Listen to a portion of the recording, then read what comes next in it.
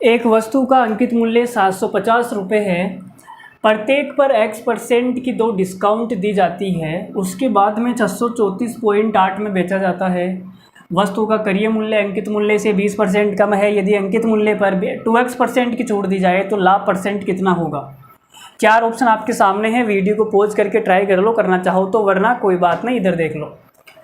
देखो जी, सवाल में कहा गया है कि अंकित मूल्य 750 रुपये हैं, तो मैंने सबसे पहले लिखा MP 750। ठीक है, 750 रुपये का जो माल है वो हमने कितने में बेचा भाई, 2 डिस्काउंट दे दी हमने x% की और 634.8 में बेच दिया।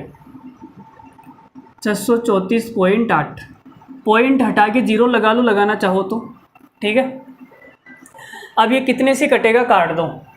तो मैंने कहा ये 3 से कट जाएगा गुरुजी, तो मैंने इसको 3 से काटा तो ये तो हो गया 2500। इसको 3 से काटूंगा तो 3 दूनी 6, 3 एकम 3 और 3 एकम 3, 3 छिंग 18। ठीक है, ये आएगा। अब देखो, एक बार 2 बार डिस्काउंट दे दिया ना भैया ने। हाँ ठीक है, प्रत्येक पर x% की 2 क्रमिक छूट देने के बाद में यह हालत है। तो 2 डिस्काउंट देने के बाद में यह हालत है। 2500 का माल इतने में जाएगा। तो अगर मैं ये निकालना चाहूँ भाई, एक बार डिस्काउंट देने के बाद कितने में जाएगा, तो कैसे निकालेंगे।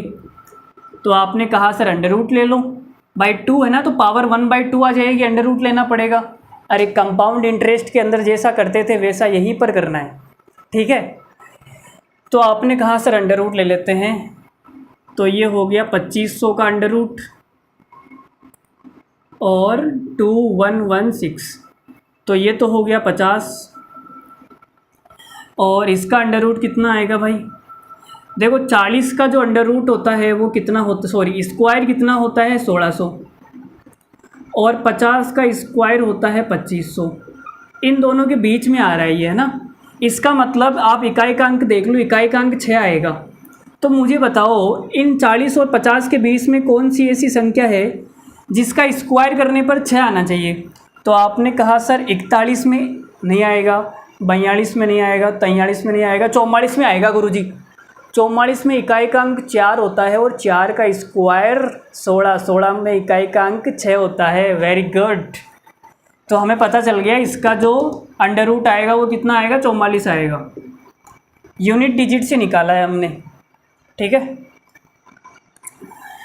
हमने लगा दी भाई यूनिट डिजिट। अब आप बोलोगे सर डिस्काउंट कितने का है, तो मेरा x कितना आ जाएगा, x%। 6 का डिस्काउंट है 50 पर, तो 100 पर कितना आ जाएगा, 12%। x की वैल्यू आ गई 12।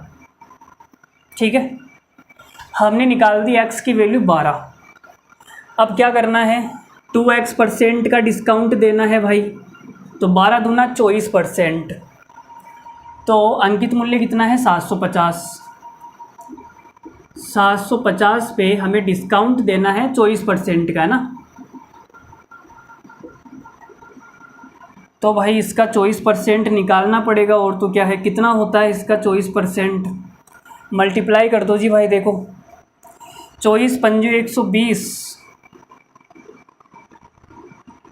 और हासिल की 12, 24 सत्ता कितना होता है 168, 168 और 12 कितना हो जाएगा, ये हो जाएगा आपके पास 180। 180 हो गया। गलत तो नहीं किया ना हमने, सही है ना। ठीक है, तो आपने कहा सर 180 रुपये का डिस्काउंट दोगे आप 750, तो कितने में बेचोगे। ये माल जाएगा आपके पास 600 तो क्या 200 ही हो गया ना लगभग भाई। 750 में से 180 कम करोगे तो 200 ही कम हो गया, सीधा सीधा ही 570 आ जाएगा ना। 570 रुपये में बेचोगे आप। अब क्रय मूल्य कितना है, तो आपने कहा सर क्रय मूल्य अंकित मूल्य से 20% कम है, इससे 20% कम करना है 1/5, तो ये हो गया 150। 150 कम करोगे तो कितना हो जाएगा 600। तो 600 रुपये की जो वस्तु है वो 570 रुपये में बिकेगी, तो कितने का लॉस हो जाएगा भाई? 30 रुपये का लॉस हो जाएगा 600 पर। तो 100 पर कितना होगा? 0 से 0, 0 से 0, 6 पंजो 30, 5% का लॉस होगा भाई। क्या होगा? 5% का लॉस। देख लो।